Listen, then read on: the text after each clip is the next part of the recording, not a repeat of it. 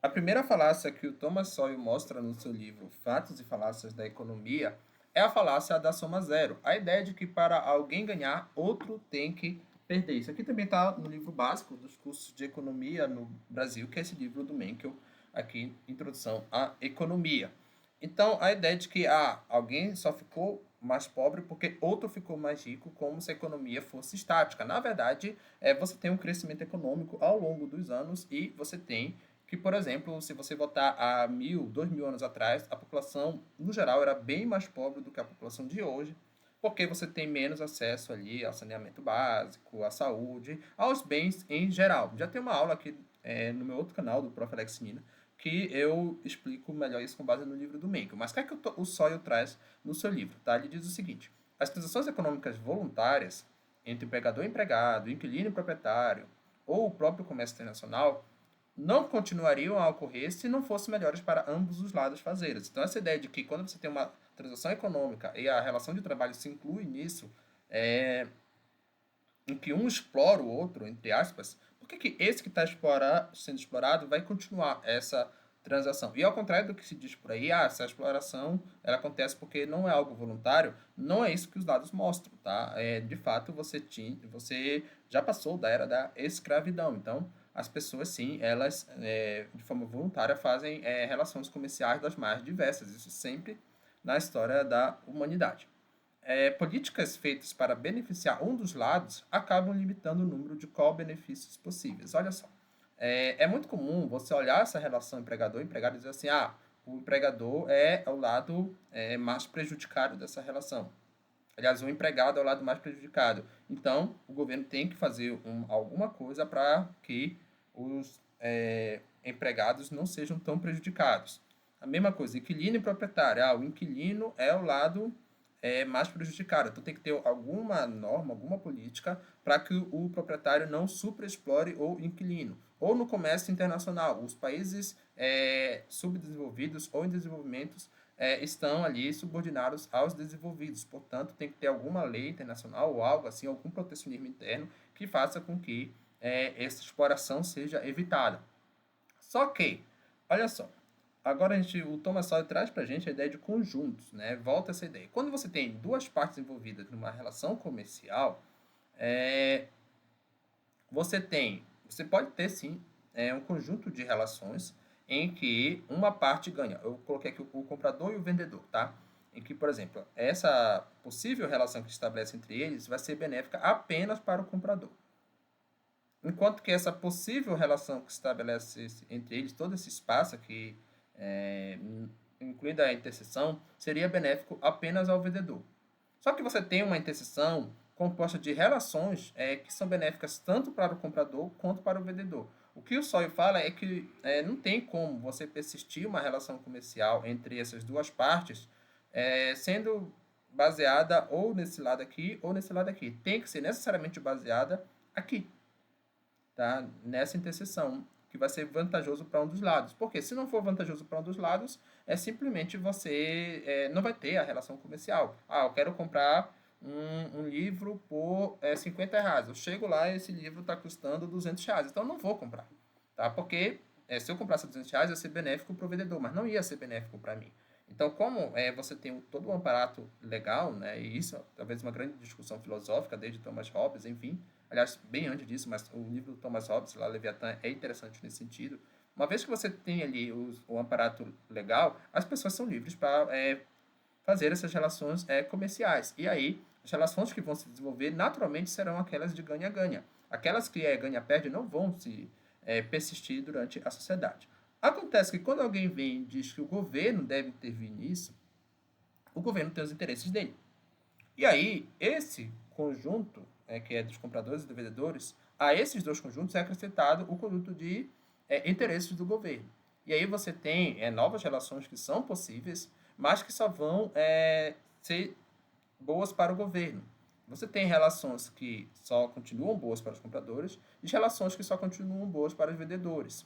Só que você cria aqui um espaço em que você tem relações que só são boas para os compradores e para os vendedores, mas não são boas para o governo. E esse tipo de relações aqui não vão mais persistir no longo prazo, porque o governo não vai ter interesse em mantê-las. Então, percebe que a área rachurada, que era a área viável do ponto de vista econômico, que era essa aqui, ó, foi reduzida para apenas essa aqui, que seria a interseção dos três conjuntos. Você limitou a quantidade de relações de ganha-ganha que poderiam ter, porque você colocou mais um elemento aí na transação econômica. Dado que você limita o número de relações possíveis de co-benefício, as intervenções do governo, no geral, tendem a ser ruins, tá? Porque ela limita as possibilidades de ganha-ganha entre duas partes interessadas em uma relação econômica. Alguns exemplos, tá? O controle de preço máximo de aluguéis já foram impostos em várias partes do mundo. E lá no meu canal Profilexinina eu explico essa questão de preço máximo. Quando esse preço máximo ele está ali abaixo do equilíbrio de mercado, você causa escassez. Então, olha só,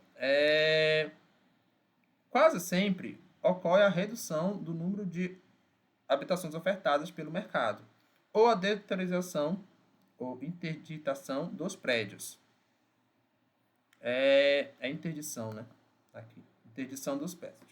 Bom, por que isso acontece? Se o governo coloca que o aluguel não pode ser acima de R$ 800, por exemplo, mas há demanda de mais pessoas para comprar ali acima desse preço, você vai ter uma oferta, você vai diminuir a oferta, porque teoricamente eu poderia ofertar um prédio, enfim, um apartamento a R$ 1.500 que ia ter alguém para alugar. Mas por que eu vou ter interesse em ofertar R$ 1.500 se os custos para mim são 1.200 e o governo me limita a cobrar até R$ 800? Então, eu não vou ofertar isso, né, no mercado. Enfim, não vou ter também o porquê de ficar construindo apartamentos para ofertar num preço mais caro, que seria o preço de livre mercado, já que o governo limita ali o preço mínimo do aluguel.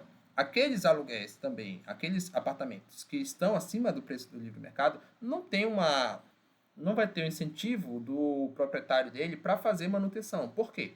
Como tem uma demanda maior do que a oferta, estou alugando a R$ 800, mas eu vou continuar alugando a esse preço, mesmo se o apartamento estiver deteriorado, já que tem uma demanda alta. Então, não vou ter incentivo a fazer melhorias ali para aquele apartamento para manter um preço de equilíbrio. Porque, olha só, imagina que o preço de equilíbrio de livre mercado desse apartamento fosse R$ 2.000. Por quê? Ele é todo bonitinho, não tem vazamento, não tem nada.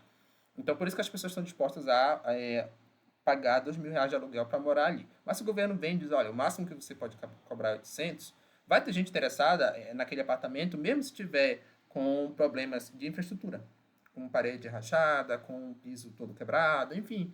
Então não tem incentivo para o proprietário, porque ele não vai ter nenhum ganho econômico ao fazer isso, de fazer melhorias no apartamento. E por mais que você possa pensar, não, mas acontece isso assado, já tem, e o Thomas Sowell mostra aqui nesse livro isso aí, já tem vários estudos que mostram que isso acontece na prática, né? As evidências são muito claras, aquilo que eu falei lá na primeira aula, né? As falácias, elas não resistem aos fatos. Então, isso aconteceram em vários locais, como no Egito, Nova York, Hong Kong, Estocolmo, e o Thomas Sowell coloca outros locais aí no livro dele. Outro exemplo, as políticas trabalhistas, como o salário mínimo, tendem a aumentar o desemprego, sobretudo entre os mais jovens. Sobre isso eu já tenho um vídeo lá no canal do Profilexinina que eu falo sobre economia, eu vou deixar aqui o link. E aqui, isso aqui também já tem bastante evidências na literatura econômica, tanto transversais, quando você compara diferentes países aí que adotaram ou não políticas trabalhistas e viu a diferença entre o nível de desemprego nesses países, e temporais, quando você vê a história de um determinado país e vê como o nível de desemprego alterou em função do avanço de políticas trabalhistas, como o salário mínimo. Então, isso ele mostra com dados na França, na Alemanha, nos Estados Unidos. Nos Estados Unidos, particularmente, o que aconteceu? Você teve a lei do salário mínimo ali na década de 1930, e quando você colocou um salário mínimo acima do salário de equilíbrio do mercado, você acabou causando a escassez, né? Ou seja, o desemprego, a escassez de oferta de trabalho, ou seja, o desemprego. E essa escassez foi maior nos jovens negros, Daqui a pouco eu explico o porquê. Mas, o que aconteceu? O salário mínimo passou 10 anos sem ser reajustado. Isso, na verdade, foi da década de 40, né? A partir da década de 40, aliás, o salário mínimo veio da década de 30, mas a partir da década de 40, ele passou 10 anos sem ser reajustado. E aí, como a economia cresceu, o preço de equilíbrio do mercado do salário começou a se aproximar mais do salário mínimo. Isso causou uma queda no desemprego entre jovens negros. Só que, quando chegou na década de 70, houve um reajuste do salário mínimo. E aí, o desemprego voltou a acontecer entre jovens negros nos Estados Unidos. E por que, que isso vai afetar jovens, e particularmente jovens negros? Tá? Porque, assim, um dos fatores que você usa para contratar uma pessoa é a experiência que ela tem no mercado de trabalho. Isso é o óbvio, né? Quanto mais tempo você tem de mercado de trabalho, mais experiência você tem e faz mais sentido para uma empresa lhe contratar se olhar apenas esse critério. Qual é o fator de competitividade para alguém jovem? É oferecer um salário menor. Porque se você for competir com o mesmo nível de salário com alguém que seja mais velho e tenha mais experiência de profissão, qualquer empregador vai preferir contratar essa pessoa mais velha, a não ser que seja uma pessoa extremamente velha que tem problemas de saúde, mas considerando que os dois são saudáveis e essa pessoa mais velha tem mais experiência e os dois você tem que contratar no mesmo salário, os empregadores vão ter preferência pela pessoa mais velha. Então, a única forma de você competir é oferecendo um salário menor. Mas como o governo lhe impede de oferecer um salário menor, o empregado vai ficar com esse profissional mais velho e o jovem, nesse caso, vai ficar desempregado. Né? O exemplo que eu dou lá na aula é o seguinte: isso serve não só para o salário mínimo, mas para os salários de categorias. Eu me formei em geologia. Quando entrei no curso de geologia, em 2009, veio um palestrante falar para a gente que era inadmissível um geólogo aceitar o salário de R$ 3.000, que na época era bem mais do que hoje, já que você teve a inflação. E nós jovens, eu com meus alunos, com meus amigos, olhamos um para o outro e dizemos: nossa, se eu sair daqui com um salário de R$ 3.000, eu nunca vi tanto dinheiro na minha vida. Né? Naquela época era isso. Então, a gente estava ávido por conseguir um salário de seja lá qual for. Mas o cara veio falar do âmbito lá do pedestal que ele estava, 10 anos de experiência de geologia, ele falou isso. E era alguém ligado ao CREA. Por que, que isso acontece? Imagina a seguinte situação. Eu tenho uma empresa de mineração e eu quero contratar geólogos. E eu tenho no caixa da empresa R$ 6.000 para contratar geólogos. Eu poderia contratar 2 geólogos recém-formados por R$ 3.000 que aceitariam ganhar esse salário. E teria um geólogo mais experiente que já estava trabalhando numa empresa ganhando 3.500. E para ele sair dessa empresa e trabalhar na minha, ele está querendo R$ 4.000. Então, se não tiver lei nenhuma normativa do CREA que limite o salário mínimo do geólogo, ou serve para qualquer profissão isso, tá? Eu ia contratar os dois recém-formados por R$ 3.000 cada e ia sair 6.000 do caixa da empresa. Ok. Só que se vem uma lei e diz assim, olha, o piso salarial do geólogo é R$ 4.000. Então, eu não tenho como contratar esses dois formados. Só que eu só tenho dinheiro para contratar uma pessoa. Qual dessas pessoas eu vou contratar? Justamente a pessoa que tem mais experiência, que está aceitando trabalhar por R$ 4.000. E esses dois formados, eles ficariam desempregados. Então, por isso que essa política afeta mais os mais jovens. E por que mais os negros? Porque um dos fatores de vulnerabilidade, lá nos Estados Unidos, aqui no Brasil também, é você ser negro, já que os negros têm menos acesso ali à educação, né, formal, enfim. Então, isso acaba também fazendo com que, no geral, pessoas brancas tenham mais ou formação acadêmica ou mais experiência de trabalho, principalmente de trabalho de maior qualificação, né? Esse acaba sendo o fato.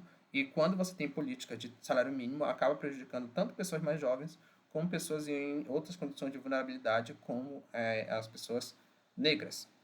É isso. Eu vou continuar aqui essa playlist, tá? Com as outras 3 falácias do livro Fatos e Falácias da Economia, do Thomas Sowell. Continue acompanhando, não esqueça de curtir, compartilhar e se inscrever no canal.